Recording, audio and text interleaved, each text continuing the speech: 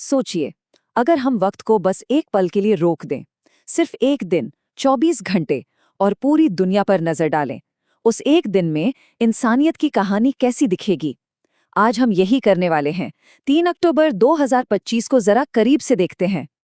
तो तारीख है 3 अक्टूबर 2025 और देखिए, ये दिन कोई आम दिन नहीं था। इसकी शुरुआत शांति से तो बिल्कुल नहीं हुई।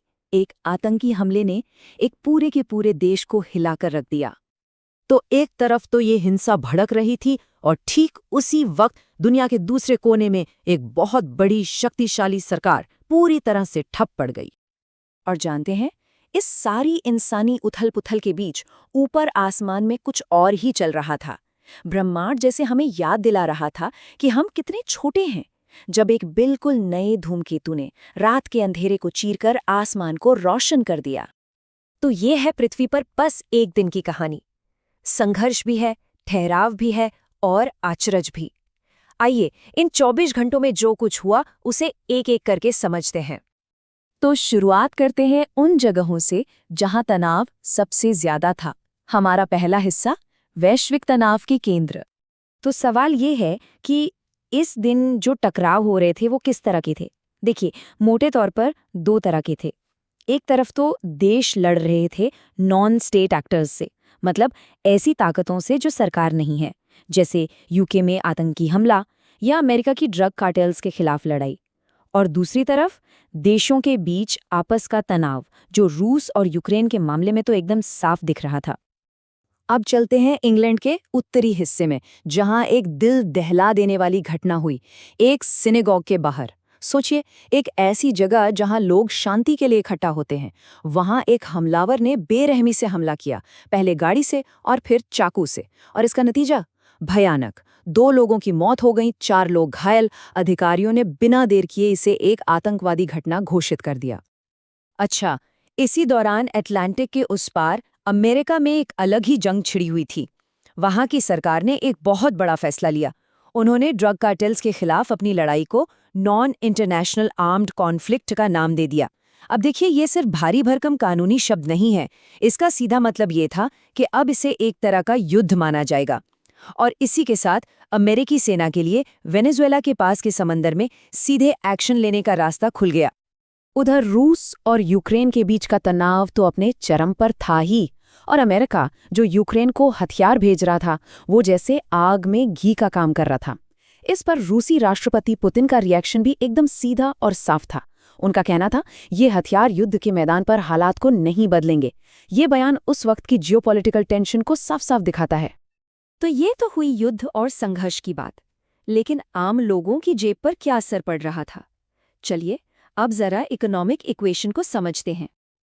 अमेरिका में एक पॉलिटिकल डेडलॉक की वजह से सरकार का कामकाज ठप था, जिसे कहते हैं गवर्नमेंट शटडाउन, और इसका सीधा असर पड़ रहा था आम लोगों पर। जानते हैं कितने लोग प्रभावित हुए? आंकड़ा वाकई चौंकाने वाला है। 8 लाख। 800,000 सरकारी कर्मचारी या तो बिना सैलरी के काम कर रहे थे या उन्हें घर भेज दिया गया था। पूरी दुनिया की अर्थव्यवस्था पर भी प्रेशर था।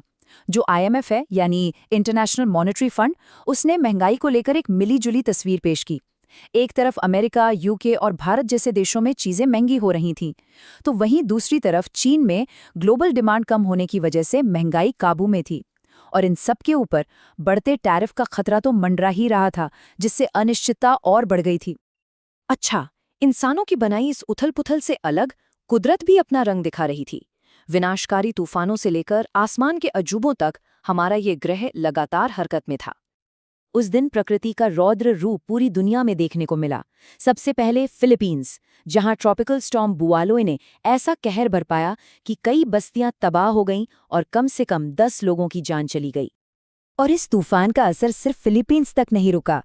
इसी वेदर सिस्टम ने पड़ोस के वियतनाम में बवंडर यानी टॉर्नेडो पैदा कर दिए, जिससे घरों और खेतों को भारी नुकसान हुआ। अब हजारों मील दूर यूरोप चलते हैं। वहां भी मौसम का मिजाज कुछ ठीक नहीं था।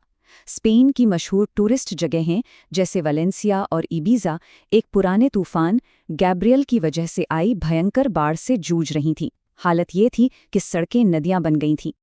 और फिर यूक्रेन, जो पहले से ही जंग की मार झेल रहा था, वहां ओडेसा शहर में अचानक आई बाढ़ ने और तबाही मचा दी। मतलब फिलीपींस से लेके स्पेन तक ये साफ था कि इस एक दिन में हमारा ग्रह पूरी तरह से एक्शन में था, और अक्सर बड़े ही विनाशकारी अंदाज में। लेकिन जमीन पर मची इस तबाही और उथल-पुथल से हटकर जरा ऊपर देखते हैं। आसमान में क्या चल रहा था? धरती की परेशानियों से कोसों दूर ऊपर आसमान में एक शानदार शो चल रहा था। एक बिल्कुल नया हरे रंग का धूमकेतु जिसका नाम था स्वान रात में चमक रहा था। इतना ही नहीं, एस्ट्रोनॉमर्स एक जबरदस्त उल्का वर्षा यानी मीटियोर शावर का भी इंतजार कर रहे थे। और शायद सबसे रोमांचक बात ये थी, 3i आइटलिस नाम का एक रहस्यमयी इंटरस्टेलर ऑब्जेक्ट, मतलब हमारे सोलर सिस्टम के बाहर से आई कोई चीज जिसने साइंटिस्ट का ध्यान अपनी ओर खींच लिया था। कौन जाने इससे क्या राज खुलते। तो एक तरफ जंग, दूसरी तरफ आसमान के अजूबे, इन सब के बीच हम इंसान क्या कर रहे थे?